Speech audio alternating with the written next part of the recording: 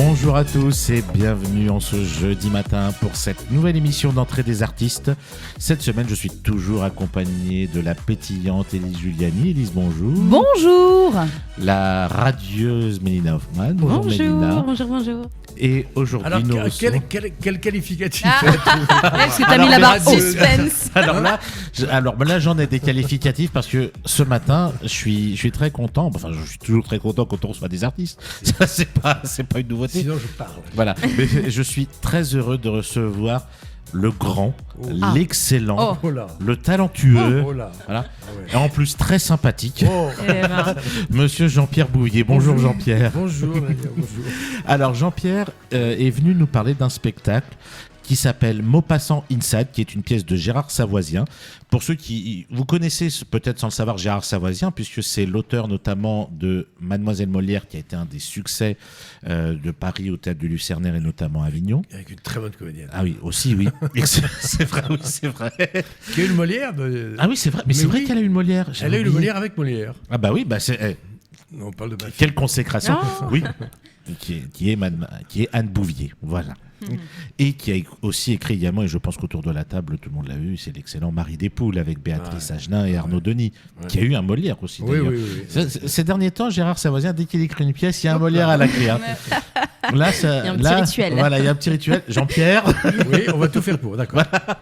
Et donc, pièce de Gérard Savoisien, mise en scène par Anne Bourgeois. Oui. Et que tu interprètes à partir de ce soir. Donc la première est ce soir à 20h au Théâtre de l'Archipel à Paris. Et sur scène, tu es accompagné de la douce et de la délicieuse. J'arrive à trouver des adjectifs. Mais bravo. L'inspiration est là ce matin. Ah ouais, mais c'est ça. Vanessa Caillol, que l'on embrasse très fort et à qui on dit merde pour sa première ce soir avec toi, Jean-Pierre. Alors, est-ce que tu veux nous faire un petit pitch, un petit résumé de ce qu'est Maupassant Inside, parce que le titre est un petit peu mystérieux en fait. C'est toujours délicat de faire le pitch d'une pièce, parce que j'ai l'impression que quand j'en fais un, j'essaie d'en faire un, j'ai l'impression que le personnage, il me dit, bon, ciao, allez, démerde-toi. Dès qu'on en parle, j'ai l'impression qu'on le dérange, tu vois. C'est quelque chose de moi qui m'a toujours frappé, c'est fascinant d'ailleurs. Je peux essayer moi si tu veux. Voilà. Alors donc, vous avez compris, c'est Guy de Maupassant. Hein, donc là, on dévoile rien du mystère. Ce sont sur les derniers. Ça se passe pendant les derniers jours. Dernière semaine. C'est pas un biopic. Hein. Non, Pardon, je t'ai interrompu. Non, je t'en prie. C'est pas un biopic, c'est une espèce de conte, de fable, basé sur des vrais faits réels, à savoir, c'était le début de sa folie. On n'est pas allé dans la véritable histoire, parce qu'à ce moment-là, ça peut devenir glauque, ça n'intéresse personne. Mais là, Gérard Savoisien est parti sur une espèce de rêve, d'utopie, d'onirisme, à savoir, Maupassant sait qu'il va bientôt peut-être partir. Il est fou, il est en proie à des crises violentes, de folie. Et puis, il va tout faire pour créer, pour enfanter une espèce de vision de la femme qui va symboliser les très, très, très nombreuses femmes qu'il a connues dans sa vie. Donc, à travers une femme qui s'appelle Solange et qui est incarnée sublimement par Vanessa Caillol, c'est vrai.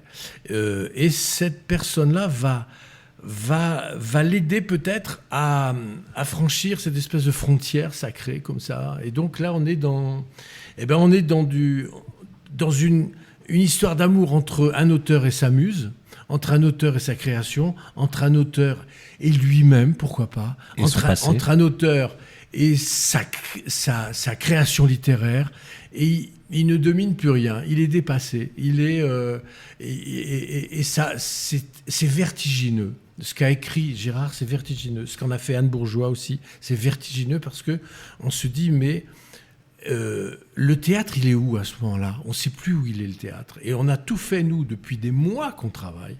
On a tout fait, en plus, moi, c'est ce que j'ai appris avec le studio et tout, on a tout fait pour éviter la théâtralité du truc. C'est-à-dire pour se dire d'abord, pourquoi ? Et puis, tu trouves quelque chose, tu l'ouvres un peu, et tu vas décrypter des espèces de codes psychologiques, voire psychiatriques, et qui vont t'amener à ouvrir des portes, et à suggérer aux spectatrices et aux spectateurs, à suggérer la possibilité éventuelle que ça pourrait arriver, toi spectatrice et toi spectateur. Pourquoi pas ? On appelle ça la folie.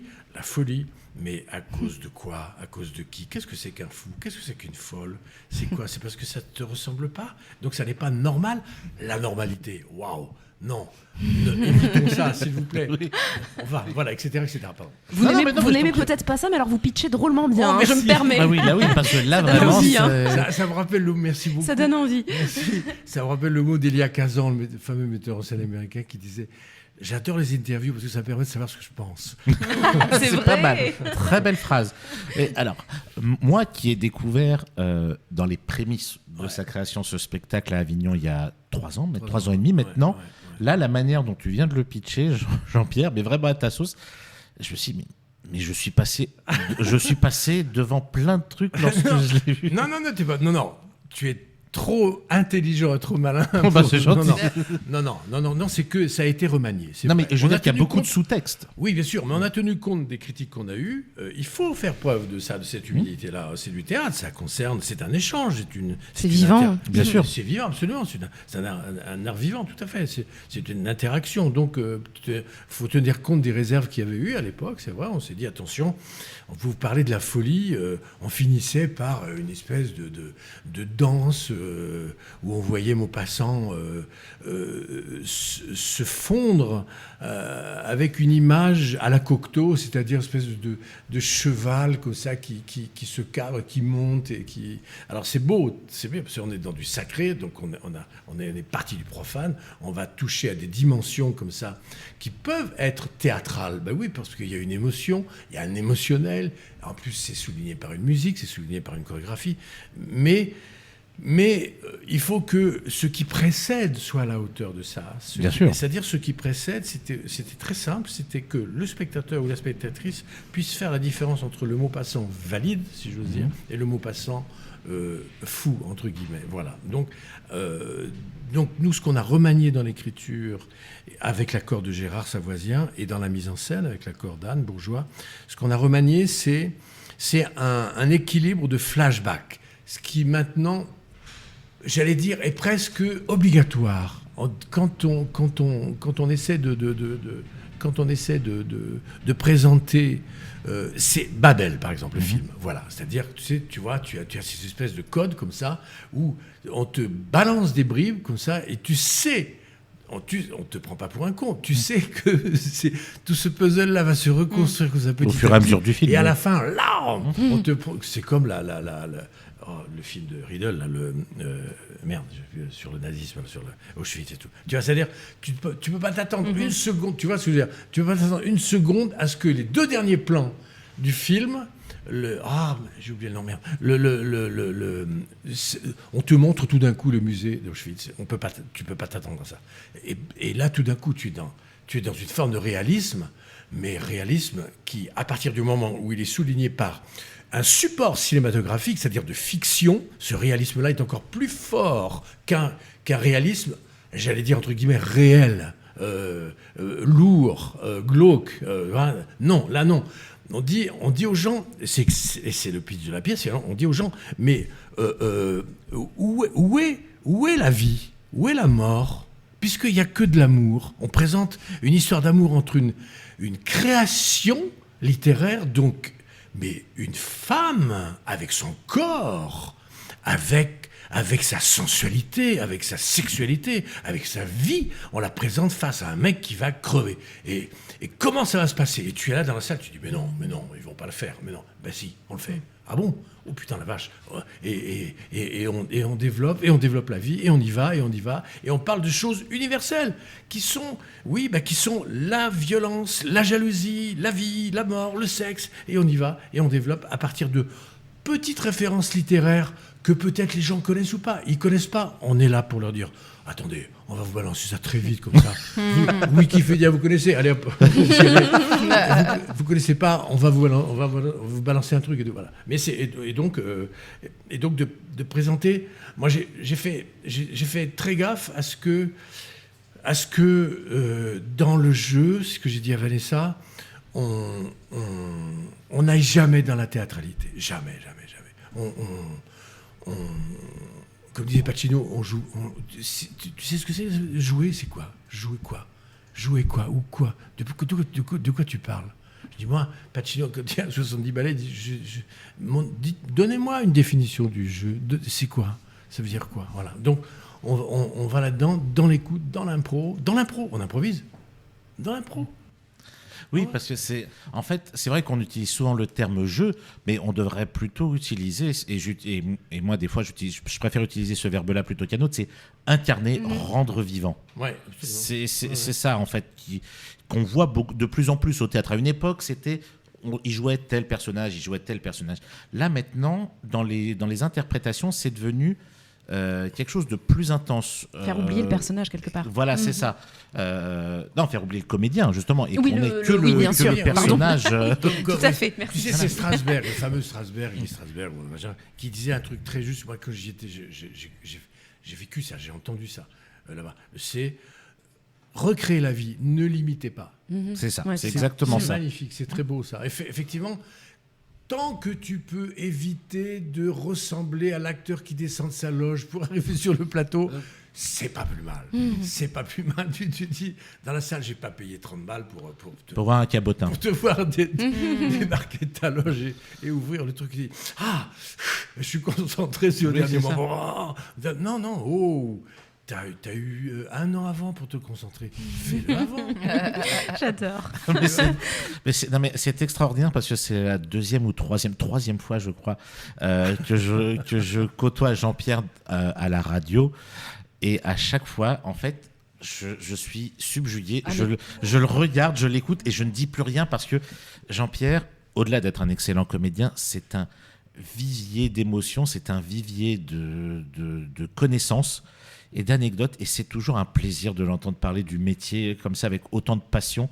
Et j'allais dire, c'est hyper communicatif, cette passion. On est tous comme ça, vous écouterez pendant. Ah ouais, mais c'est ça. Ah mais totalement, oui, c'est là-dessus, on est totalement subjugué par ce que tu dis. Parce que c'est très vivant en fait. Voilà. Vous incarnez vraiment ce que vous dites. Et ça, c'est. Merci, c'est ce qu'on essaie de prolonger sur le plateau. À partir du moment, ça remet en cause Moi, j'avais été nommé conseiller pédagogique pour l'éducation, pour la formation des acteurs, par l'éducation nationale avec à l'ENSAT et tout. Donc, je connais bien le propos, puis de ce que j'ai vécu moi, en Angleterre et tout. Il y a une question de culture, il y a une question j'allais dire, de simplicité. Moi, ce que j'ai appris beaucoup, c'est à ne jamais dissocier le mental du physique. C'est ce que, en tout cas, dans les écoles à Londres, on sait ce qu'on t'apprend. Jamais. La première année, par exemple, quand tu apprends, la première année, tu ne touches pas à un mot, tu ne touches pas à un texte, la première année. On te dit, tu es rien, tu es un animal, point. Donc, on va faire un truc très con. Toi, t'es Juliette, toi, t'es Roméo, et vous n'avez pas un mot, vous ne connaissez pas la pièce. Allez-y physiquement. Au début, tu te dis, mais il me prend pour un gros con, quoi. Qu'est-ce que je vais faire? J'ai payé pour ça, quoi. Eh ben oui. Et après, ça t'amène à une espèce d'humilité qui fait que tu es tout le temps dans la recréation de la chose, sur le plan physique, sur le plan moral, mental, et tu as toutes tes références culturelles, cérébrales, un peu intellectuelles, qu'on a toujours tendance en France on se dit attention, l'émotionnel, je m'en branle, moi je suis comédien, je suis aussi fort que l'auteur. Non, arrête, non, ça va, fais ton truc. Amène de l'émotionnel, laisse l'auteur, il a créé le truc, va à sa hauteur, mais à travers un autre code qui est le tien, qui est celui du langage, de l'émotionnel. Fais croire aux gens que tu ne mens pas, c'est déjà pas mal. Oui. Et puis après, on va, et puis après, on arrive à, c'est ce que disait De Niro quand il était en interview, de dire, parle-moi, et je te réponds. C'est tout. Parle-moi. Tu nous vois. Et c'est magnifique. C'est cette simplicité-là, c'est tout. Oui, mais c'est ça. Tu vas pas prendre les gens pour des cons en leur disant il y a un monsieur là, il a machin, puis il y a une dame là qui a machin, et ils vont s'aimer. Attention, hein. Oui, ça va, waouh. Sans rire. Sans déconner. De Claudel à Shakespeare, tout le monde l'a fait, ça va, c'est pas. Je pourrais être suspendu au livre de Jean-Pierre pendant des heures. C'est ça qui est extraordinaire. On va rester là 3 heures, on va faire. Mais c'est ça en fait, oui, l'émission. Je pense que ça va être la plus longue émission parce qu'on a envie que ça dure. Mais j'ai l'impression, moi, pour ce dont je me souviens du personnage de Maupassant dans cette histoire-là, est-ce que à travers toutes les femmes qu'il revoit de sa vie, est-ce qu'il sait qu'il va crever? Est-ce qu'il se raccroche pas à la vie en reprenant, on va dire, contact, entre guillemets, avec toutes ces femmes-là? C'est une très bonne question, Nadir. Non, mais c'est vrai, non. On peut pas comparer Maupassant et d'autres à partir du moment où c'est des gens sont des créateurs, des littéraires qui sont passés du profane au sacré et sans le savoir. Et donc qui vont pouvoir faire rimer jour et amour en faisant une tragédie à la racine. Alors que toi ou moi, on fait rimer jour et amour. Je ne suis pas sûr qu'on puisse faire écrire Bérénice ou tu vois. Alors donc, moi sûr, non. Voilà, non mais c'est ça. Ça veut dire que est-ce que la conscience est la même chez un créateur comme ça, quel que soit le niveau de... Comment peut-on juger la qualité d'une écriture à un tel ou tel moment? Tu as une vie pour le faire. Une autrice, un auteur, ils ont une vie, ils ont le déroulé de leur expérience. Donc à un moment donné, ils vont pouvoir écrire des trucs qui ne sont pas géniaux. Et après, tout d'un coup, paf, il va y avoir le flash, il va y avoir la fulgurance. Voilà, moi, pour répondre à ta question, c'est ça. Ce sont des gens qui sont comme le disait Cocteau, à force de toucher le sacré, tu te transformes en animal. Et ça, c'est une image, c'est sublime. C'est sublime parce que ça veut dire que tu es dans du théâtre grec, mais tout le temps. C'est-à-dire, tu vois ce que je veux dire? C'est-à-dire que tu as un plateau, tu as les entités, les dieux, ce qu'on peut appeler les dieux sans que ce soit religieux, les dieux, bien sûr, oui, au sens sacré du terme, et tu as cette espèce de personne au milieu du plateau comme ça qui est une espèce de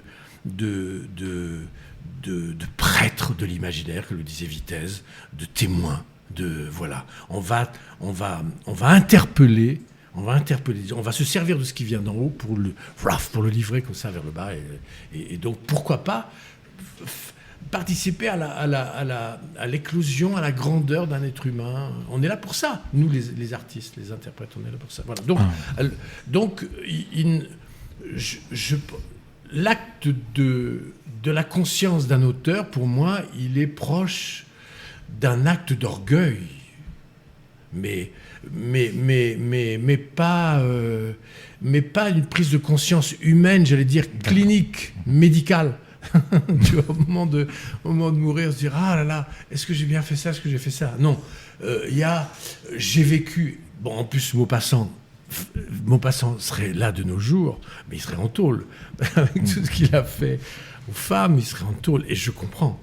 Mais sa vie a été ponctuée quand même pour que les gens réalisent ce qui est vrai. Il faisait constater par un huissier le nombre de fois il faisait l'amour avec la même femme. Il l'a fait. Faire constater par un huissier, faire venir un huissier pendant qu'il baise et de dire voilà combien 7. Et ça a été enregistré 7 fois. Voilà, bon. Voilà. Pas jugement. Non, mais j'imagine. Chacun performe comme il. Là, je suis en train d'imaginer l'huissier en fait. Voilà, oui, exactement. Donc tu vois le truc. Par rapport à ta question, ce mec va partir. Il va partir. Le réflexe qu'il a, c'est d'appeler ce qu'il y a de plus beau, la femme, et de dire voilà, viens. Je ne te demande pas de m'aider à crever, je te demande d'être avec moi. Est-ce que tu me... En plus, c'est lié à... Oh, pardon, je parle beaucoup. Non, mais c'est passionnant. C'est passionnant. C'est lié à quelque chose qu'il a écrit et qui s'appelle L'inutile beauté, qui est tiré de quelque chose de vrai, c'est-à-dire que une des premières relations qu'il a eues, ça a été avec une mineure, une prostituée mineure. et dont il est tombé fou amoureux. Donc ils ont entretenu comme ça une relation. Il l'a aidé à sortir de cet état-là, c'est vrai, puisque après elle s'est mariée, mais ils ont continué à vivre leur aventure sexuelle, passionnelle, hors toute catégorie. Voilà. Et il avait, lui, pour habitude de faire du canotage sur les bords de Marne. Donc, il entretenait une espèce de musculature comme ça, très puissante, comme ça. Il faisait des heures et des heures du canotage. Et un jour, il décide, et cette compagne qu'il avait, il a décidé de la, entre guillemets, partager avec des amis à lui. Et là, on tombe dans le Maupassant le plus glauque et le plus horrible qui soit. Il y a cet aspect-là. Et elle est tombée enceinte. Elle-même l'a dit, ils étaient 5. Je ne vous dirai pas qui est le père. Voilà. Est-ce que le savait elle-même? Je ne suis pas sûr, en tout cas. Voilà. Et un jour, ils ont décidé de l'inviter à participer à cette randonnée comme ça, à canotage sur les bords de Marne. Donc ils l'ont invité, les barques étaient amarrées comme ça, côte à côte, et puis elle était enceinte, on l'aide à marcher sur une barque, une deuxième, pour arriver à celle de Maupassant, et elle glisse, elle tombe, et en tombant, elle se heurte le ventre, et l'enfant meurt. Et donc, il a écrit cette nouvelle qui s'appelle « L'inutile beauté », qui est un titre sublime, ça fout des frissons, ça fout des frissons, quoi. Et ils vont la prendre en charge, tous les 5 mâles, les 5, voilà, et c'est de là qu'est née cette pièce. C'est de cette histoire-là qu'est née cette pièce. Donc, tu vois ce que je veux dire par rapport à ce que tu disais tout à l'heure, c'est-à-dire ce mélange-là de la vie et de la mort, il est déjà présent dans les écrits de Maupassant. Dans les écrits de Maupassant, et à travers une histoire terrible qu'il a vécue de sexe, interdit, mineur. Donc on est déjà dans l'interdit. On est déjà dans le vertige de la frontière. Alors l'avantage, c'est que sur le plan théâtral, nous, fictionnel, théâtral, nous, comédiens, metteurs en scène et tout, on a le droit de puiser quelque chose là-dedans. On a le droit de quel droit? Je ne sais pas, mais on a le droit. Pas de morale, on y va. On puise, et donc on va toucher des trucs de vertige. De vertige. Quand tu es sur le plateau, moi je me souviens avec mon spectacle Amour amer, qui était magnifique d'ailleurs. J'avais fait exprès de prendre ce thème-là parce que c'était Oedipe Roi, Jocaste, donc c'est l'inceste. Et de dire, mais ce langage-là, on ne doit pas le censurer, on doit le montrer, et puis le livrer tel quel. C'est une histoire d'amour. Vous jugez si vous voulez, mais c'est une histoire. On ne va pas censurer ça. Pourquoi? Parce qu'il y a un homme et une femme qui s'aiment. Voilà. Et donc, là aussi, on a le même vertige, si tu veux, à partir du moment où cette femme, elle-même, à partir du moment où elle est créée, elle est alertée, elle va venir physiquement sur le plateau, avec en plus la présence, la beauté, le talent, par moments le génie, la fulgurance de Vanessa Caillol, qui, mis à part le Molière de la meilleure actrice qu'elle a eue, est quand même lauréate du trophée musical aussi, c'est-à-dire que rares sont les comédiennes qui ont les deux. Il y en a très très peu. Il y en a même très peu. À ma connaissance, il n'y en a pas. Donc, c'est-à-dire que cette personne-là, cette création-là arrive physiquement, avec sa beauté, sa sensualité, et à un moment donné, c'est la puissance, le génie de la pièce, à un moment donné, les deux identités, comédien, personnage, comédienne, personnage de Solange, se mélangent.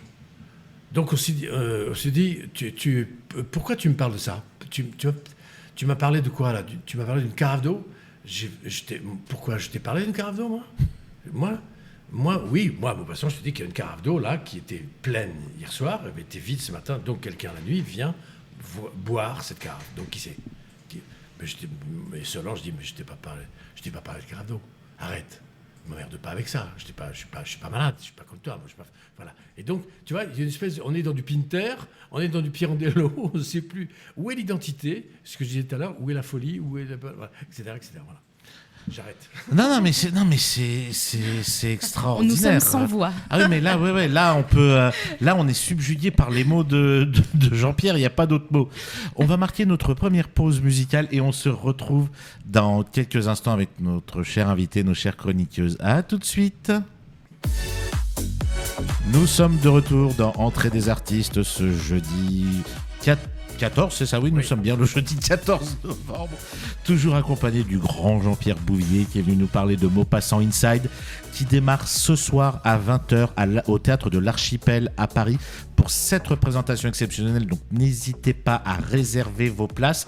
Et juste avant le début de l'émission, Jean-Pierre nous a annoncé une bonne nouvelle, et une grande nouvelle. Est-ce que... Alors, cette fois-ci, j'ai légèrement parler du spectacle, mais cette nouvelle-là, c'est ma seule exigence envers toi. Je veux que ce soit toi qui l'annonce. Après les 7 représentations exceptionnelles en novembre au Théâtre de l'Archipel, donc, que va-t-il se passer pour Maupassant Inside ? Nous reprenons Maupassant Inside au Théâtre des Gémeaux parisiens à partir du 14 janvier pour 2 mois déjà, et si jamais tout se passe bien, on prolonge sur mars-avril. Et c'est une excellente nouvelle. C'est-à-dire que là, vous pouvez le découvrir en avant-première pour cette date au Théâtre de l'Archipel à Paris, et au mois de janvier, elle sera programmée pour une plus longue durée cette fois-ci au Théâtre des Gémeaux parisiens, dont on a déjà beaucoup parlé dans notre émission, et on embrasse très très fort les directeurs de ce théâtre, Serge et Nathalie, qui sont vraiment d'excellents directeurs de théâtre.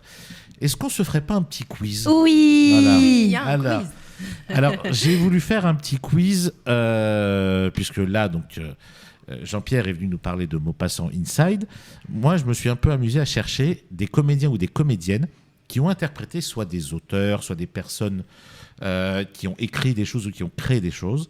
Et je vais vous donner le nom du comédien ou de la comédienne, et il faut trouver au mieux le nom du personnage, au pire le titre du film. De la pièce. Non, au cinéma. Au cinéma. Oui. Quoique, il y en a qui sont aussi au théâtre, mais bon, vous verrez. Alors, si je vous dis, je commence simple.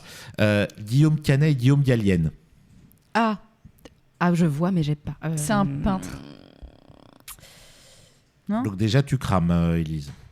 Ouais, mais je ne resitue pas, mais... T'as le droit de participer. Hein. Ah oui, Jean-Pierre, tu peux participer. Il y a non, oui, bien sûr. Il nous fait des mimes pour ceux qui écoutent. Il peut jouer, Jean-Pierre. Monet ? Bien sûr que si. Ah ouais. Ah non, c'est pas Monet. C'est pas Monet ? Non, c'est pas Monet. Mais c'est un peintre, mais c'est pas Monet. J'ai donné les deux noms parce que les deux interprètent des personnages et créateurs ayant vraiment existé. Je trouve un Cornillac dans Monet, non. Alors déjà, le titre du film, c'est Cézanne et moi. Oui. Voilà. Et Guillaume Canet joue Émile Zola et Guillaume Gallienne joue Paul Cézanne. Non, moi j'avais pas. Johnny Depp.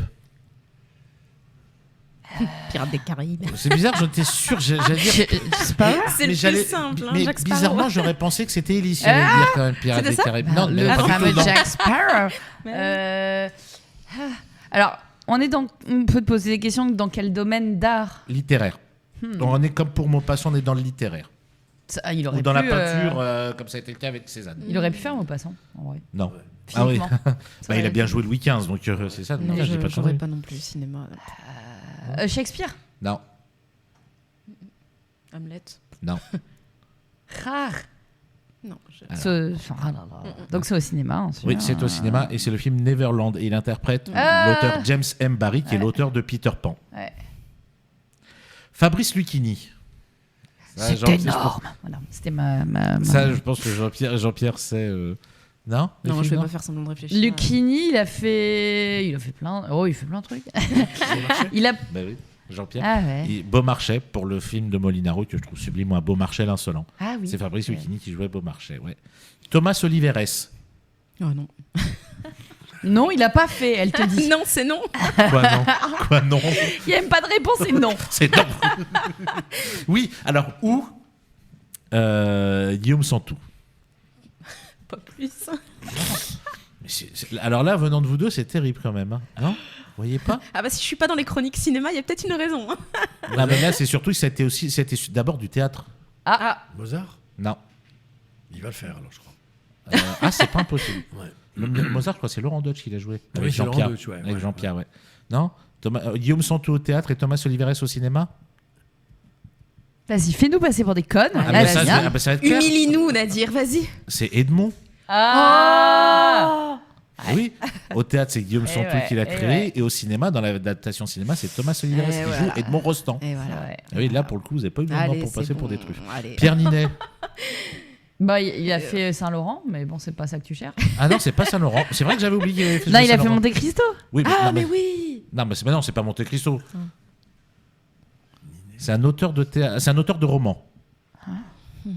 C'est un roman qui est un petit peu autobiographique. Il avait pour mère Charlotte Gainsbourg dans le film. Je peux pas vous aider plus. Ah. Vas-y, Elise, tu le tiens, je le sens. Mélise, elle tient beaucoup, mais elle attrape jamais. Titre. Non. Il y a une histoire d'avion. Oui, c'est une histoire d'avion, mais c'est pas Saint-Exupéry. Aïe. Ah, ça chauffe. Lettre quelque chose. Ah. Non. Non. Ah. Bon, allez, vous. Oui, il y avait une histoire très Romain Gary. Oui, voilà, C'est Romain Gary. Oh, oui. Ouais. Michel Serrault. Molière. Non. Il a joué un auteur-compositeur. Lully. Non, plus. Bah, je fais tous les films. Allez. Alors, quelqu'un qui était plus dans l'opérette que dans le. Qui était plus dans l'opérette. Non. Offenbach. J'allais le dire. Offenbach. J'ai pas osé. C'est Offenbach. Ah là là. Ouais. Et voilà. Il a joué Offenbach. J'allais proposer Tino Rossi. Petit papa. Ah, mais elle est déjà dans Noël, Elise, c'est terrible. Alors là, celui-là, elle est très compliquée. Vous connaissez, mais c'est le nom du comédien que vous ne connaissez pas. Julien Siamiaka. Il a joué 2 fois ce personnage-là. Bah non. Pour 2 films. Ah ouais. Ouais. Pas du même réal, du coup. Si, c'est le même réalisateur, c'est le même personnage. C'est 2 films qui se suivent. Film des années 90. On est sur un dramaturge, un réal, le personnage incarné, je veux dire. Un auteur. Qui a été aussi réalisateur, d'ailleurs. Un indice, peut-être? Pagnol. Le château de ma mère. Ben oui. De sa mère. Voilà. Enfin, et je sais plus de la mère de qui. C'est celui qui jouait le petit Marcel Pagnol dans les 2 films. Voilà. J'aurais pu dire Philippe Cobert, mais Philippe Cobert jouait le père de Pagnol. Ouais. Justement, Philippe Cobert, il a joué qui? Bah, le père de Pagnol. Mais non. Elle est maligne. Tu l'as dit tout à l'heure, Élise en plus. Oh, j'ai dit des choses. Hein. Oui, mais t'en as dit. Il y avait des conneries aussi, oui. Jack Sparrow. Tu vois ce que je subis avec ces chroniqueuses comme ça? Il a joué Philippe Cobert qui a joué Jack Sparrow.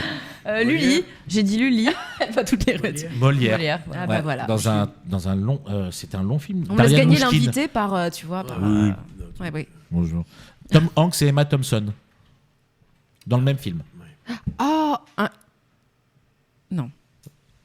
Disons que c'est quelque chose que Mélina aime beaucoup, puisque je le vois beaucoup sur ses réseaux sociaux.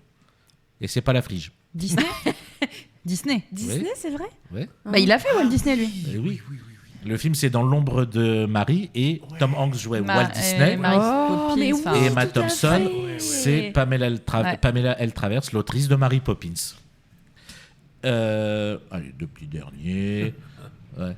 Anna Tawai. C'est une autrice. Ah non, je change de nom. Donc, Keira Knightley. On est plus dans la française. Anna Tawai, c'était Jane Austen déjà. Jane Austen. Ouais. Et Keira Knightley, c'est l'autre, du coup. On ne triche pas, Mélina. Non, pas du tout. Bah oui. Crime et... Enfin, tous ces trucs-là, crime et châtiment. Absolument pas, non. Mais c'est ici, je vois l'affiche en tout cas. Non, mais c'est pas ça, donc c'est pas ça. Et en plus, le nom du personnage, c'est le titre du film. Ah, Coco Chanel. Non, mais la première syllabe est pas mal, est bonne. C'est une autrice. Ah, Colette? Ouais. Elle a joué Colette au cinéma. Bien joué, oui. Et dernier nom, Claude Brasseur. Ah ouais? Ouais. Oh. Là, je regarde Jean-Pierre pour une raison très précise. Bah, Maupassant, du coup. Ben oui. Oui. Ah oui.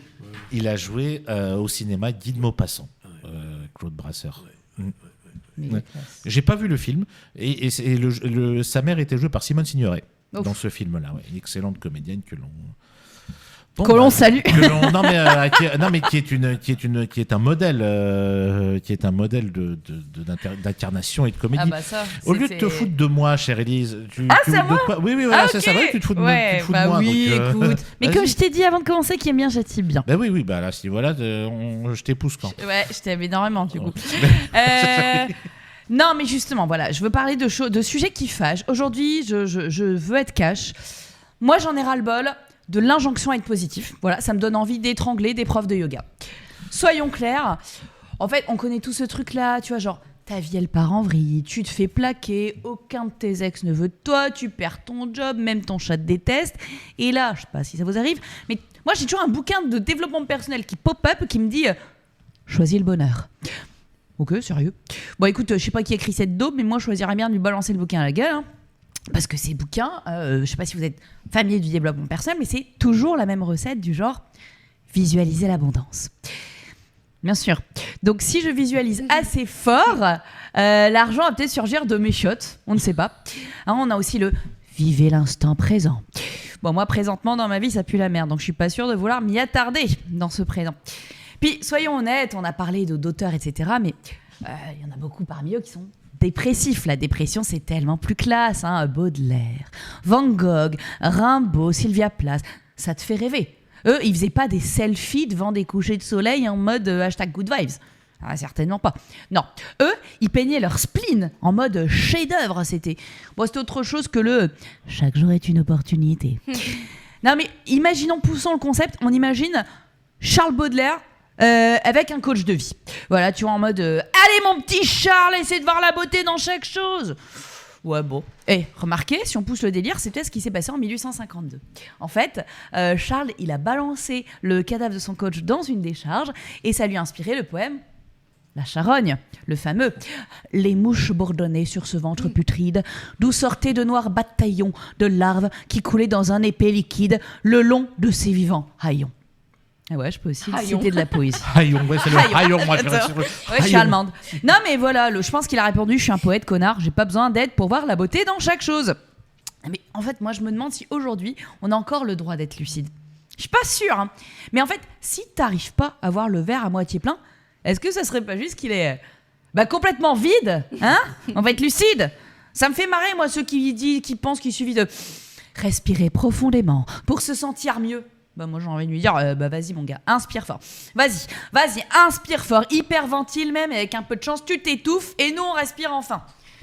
Non, mais, si t'oses dire aujourd'hui que le monde il est un peu pourri, t'as la secte des optimistes enragés qui te sautent dessus là comme une bande de témoins de Jéhovah du bien-être, prêts à t'assommer de brochures sur le bonheur et à te réciter des mantras tout va jusqu'à ce que tu saignes des oreilles. Et puis il y a l'autre truc là, faut voir le bon côté des choses, Nadir. Bah oui tiens, mais bizarrement je remarque que ces mêmes gens ultra positifs, c'est exactement ceux qui se disent « Oh, moi les infos, ça m'angoisse, je regarde pas. » Ah c'est vrai, c'est malin. Parce que si on enlève les conflits au Proche-Orient, la guerre en Ukraine, la Terre qui devient de moins en moins habitable, la réélection de Trump et le retour du Big Deal, le monde va bien. Non mais c'est bon, une petite séance de méditation et de recharge des cristaux et on est reparti comme en 40. Non mais... soyons honnêtes, hein, moi les gens qui sont tout le temps positifs, j'ai envie de me dire, est-ce qu'ils auraient pas un petit côté imbécile heureux, voire un peu con-con, hein? Autrefois on disait ingénu, oh c'était plus joli, et puis une belle ingénue, c'était une fille sympa, toujours d'accord pour finir dans ton lit. Ah puis, c'est vrai, mais je dis pas, c'est sûrement sympa d'être naïf, mais bon. Hein, quand t'as 2-3 neurones bien connectés, c'est difficile de regarder la réalité en face sans se précipiter sur ta boîte de Xanax. Et puis le pire, moi je trouve, c'est la course au bonheur sur les réseaux sociaux. C'est arnaque, hein, les meufs là qui sont là. I woke up like this. Bien sûr, toi meuf, tu te réveilles chaque matin avec des filtres intégrés et des petites étoiles dans les yeux. Alors que moi, dès le matin comme maintenant, là j'ai la gueule toute ripée, comme des couilles d'octogénaire. Et puis des des cernes qui racontent ma nuit passée à remettre en question mes choix de vie. Hein. Ouais, un quotidien, quoi. D'ailleurs, à force de faire la compétition du bonheur, je trouve qu'on arrive à un stade où le sourire, ça devient une grimace figée. En réalité, comme une trique bloquée par un excès de Viagra. Concrètement. Mais c'est vrai! Parce que la quête du bonheur, en fait, elle vit paxée avec quoi? avec la société de la performance. Hein. En fait, le but maintenant, c'est devenir la meilleure version de soi-même, quitte à ne plus l'être soi-même. En fait, le bonheur sur les réseaux, c'est comme un marathon où t'es obligé de courir, même si t'as plus de jambes. Et puis ceux qui gagnent, c'est qui ? C'est ceux qui trichent le mieux, hein ? S'il y avait un contrôle antidopage sur la course au bonheur, je peux te dire qu'il y en a un paquet qui pisserait violet. Alors, j'ai un dernier message à faire passer. Le prochain qui vient chanter les louanges de la positive attitude, je l'envoie faire un tour chez Schopenhauer. Ça lui fera du bien. Allez, sur ce, bisous sur vos fesses gauches.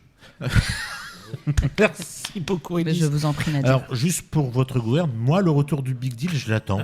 Ah, c'est une vraie info ? Mais c'est une vraie info. Oui, ça va revenir. Ça va revenir, le Big Deal, avec la gaffe, avec lui. Moi, franchement, je m'amuse. Il n'y aura plus les gaffettes. Non, bon. Ah oui, non, c'est plus trop. Oui, mais revoir Bill, ça fait plaisir. Ouais. Par contre, juste avant de venir ce matin, j'ai découvert un truc qui va sortir en émission de télé-réalité. Mais je pense que ça va être l'émission la plus courte qui existe. Ils vont prendre plein de toutes les stars entre guillemets de télé-réalité qu'on voit beaucoup dans les Marseillais, les Ch'tis, et ils vont chercher lequel est le plus intelligent. Oula. Voilà. L'émission va durer 10 minutes. Voilà. Même pas. Voilà. Juste le temps de se présenter, ils vont poser une question, ils vont avoir tous avoir l'air cons comme ça. Ça va être l'émission la plus courte de la télé-réalité. Voilà. Sur ce, nous marquons notre seconde pause musicale et on se retrouve tout de suite. Et nous sommes de retour pour ces dernières minutes d'entrée des artistes, toujours interprété de Monsieur Jean-Pierre Interprété, toujours en présence de Monsieur Jean-Pierre Bouvier, qui interprète à partir de ce soir 20h au Théâtre de l'Archipel Guy de Maupassant dans le spectacle de Gérard Savoisien, Maupassant Inside, accompagné de la radieuse Vanessa Cailleul. Qui nous a donné envie d'aller voir. Voilà, à part ce soir, après l'émission, on part tous au Théâtre de l'Archipel. Donc c'est 7 dates exceptionnelles au Théâtre de l'Archipel à 20h. On va redonner les dates pour être vraiment le plus précis possible pour nos chers auditeurs. Il y a donc aujourd'hui le 14 novembre, le 15, le 16, le 20, le 21, 22 et 23 novembre à 20h au Théâtre de l'Archipel. C'est un projet, Jean-Pierre, que tu portes depuis quand même un long moment sur tes larges épaules, parce que cette pièce-là, moi je l'ai vue pour la première fois comme on en a parlé en 2021, et là elle revient dans une version totalement inédite. C'est un projet qui te tient, en fait, comme à chaque fois que je t'ai vu au théâtre, un projet qui tient vraiment à cœur.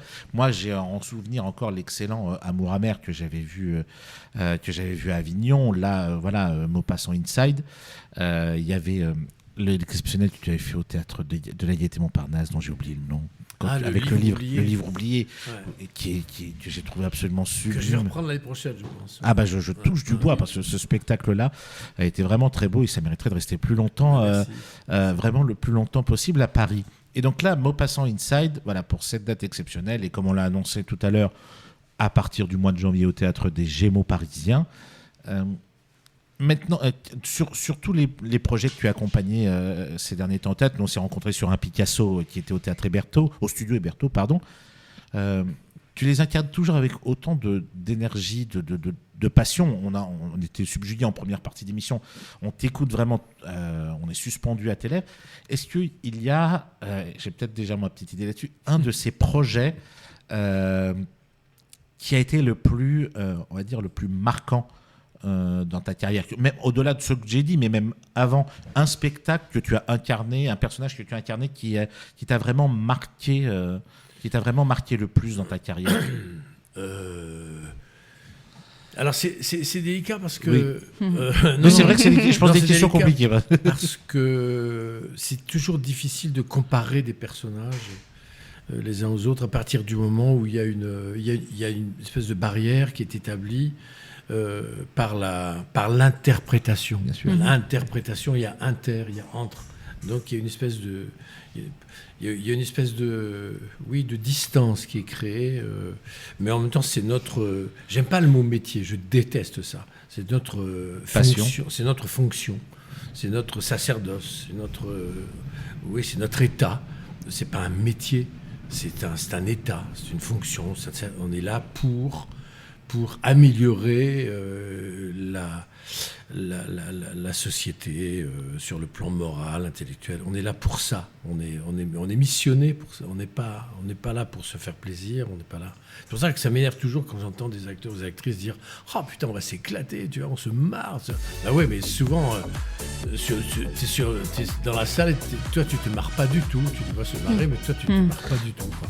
Oui. Et, non, alors, pour vous dire ça, c'est un truc que j'avais tourné pour TF1 qui s'appelait Bonne Espérance et qui était un protestant français qui au 19e siècle, qui fuyait les persécutions napoléoniennes et qui s'est retrouvé pour des raisons familiales en Afrique du Sud et qui a commencé à découvrir l'apartheid et qui a commencé à découvrir les méfaits, les crimes de l'apartheid. Et c'est un truc que j'avais tourné pendant plus d'1 an en Afrique du Sud, ce pays que je ne connaissais pas. Voilà. Puis donc, et ce personnage-là m'a marqué parce que je me suis trouvé confronté politiquement avec des gens de l'ANC qui m'ont adopté. Donc je me suis battu physiquement aussi contre cette merde qui s'appelle l'apartheid. J'ai arrêté le tournage pour ça un jour parce que j'ai su que le régisseur avait fouetté un des gardiens qui s'occupait des caravanes la nuit. Ah oui, non. Parce qu'il était noir et qu'il avait reçu sa petite amie dans la caravane. Voilà, donc j'ai arrêté le tournage, je me suis battu. Donc oui, c'est le truc qui m'a le plus marqué. Ah ouais. D'accord. Bah, en tout cas, on a été ravis de te recevoir et on a hâte de venir te découvrir. Donc à partir de ce soir 20h au Théâtre de l'Archipel dans La Folie Maupassant. Merci. Maupassant Inside. Maupassant Inside, pardon. Oh là là, Maupassant Inside, pardon. Oui, non, mais c'est moi, pardon. J'ai le cerveau embrumé. Maupassant Inside ce soir à 20h au Théâtre de l'Archipel. Merci beaucoup, Élise. Merci beaucoup, à toi, Nadia. Mélina. Avec grand plaisir. Merci beaucoup, Jean-Pierre. Quant à nous, on vous souhaite une très très bonne journée et on se retrouve la semaine prochaine. Bonne journée à tous. À la semaine prochaine.